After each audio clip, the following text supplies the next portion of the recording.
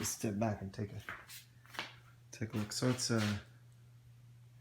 it's a stereo amp setup that I had. I had two VHT Special 6s.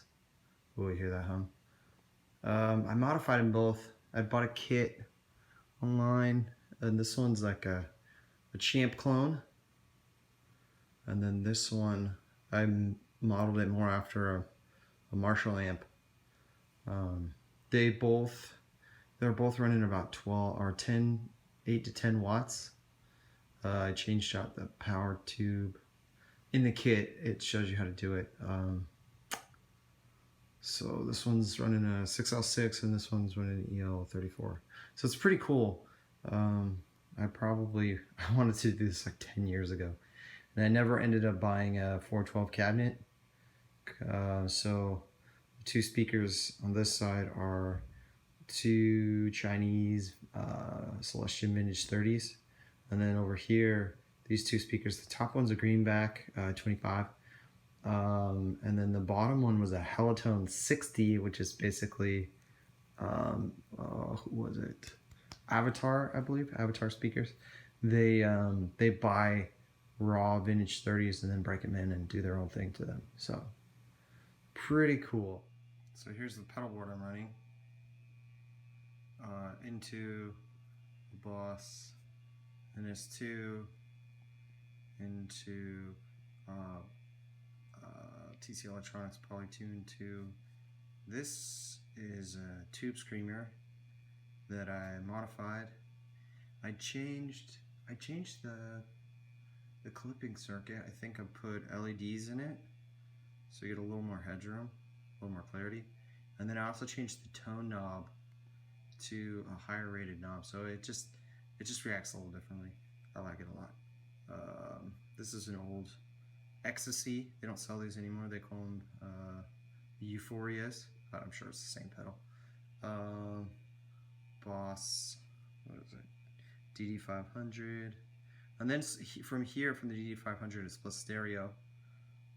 So then I have one end of the signal going to Electro Harmonics Holy Grail, and the other end going to a phaser, MXR Phase 90, just the standard one.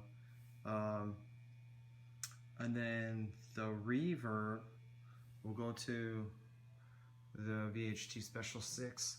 That's more Fender-like. If you know anything about the original, you know it should have two inputs, and then a volume and a tone. And you can see I have 3 knobs here, so a little different because I modified the circuit. Yeah, pretty cool. If I can, I'll try and find it again. It's probably 10 years ago. Like I said, I was trying to do this a long time ago. And then the phaser signal goes over here into this one. I put a different knob on it just so I could always tell instantly which amp is which. And then I left the price tag on it. They were only like 200 bucks. No. The one thing that the guy says in the mod kit, you render the standby switch pretty useless. You have to add an extra filter cap. I didn't really figure out the circuit. I never did it. I just don't use the standby switch now. So pretty dang cool. And then you can see over here the 6L6, and then you can see over here the EL34. Yeah, it's really cool. I was actually trying to add on the foot switch, I was trying to add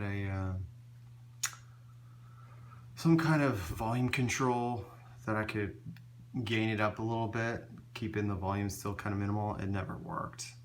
So eventually I want to pull that out and do some kind of maybe an effects loop. Maybe an effects loop, I haven't really decided yet. But the cabinet I was using was a Line 6, I think you can see that, DT50. And then I just put a hole in it, into that little plate, so I can have 2 separate plugs. So I can run 2 separate amps, which is pretty cool. Gotta turn that feedback down.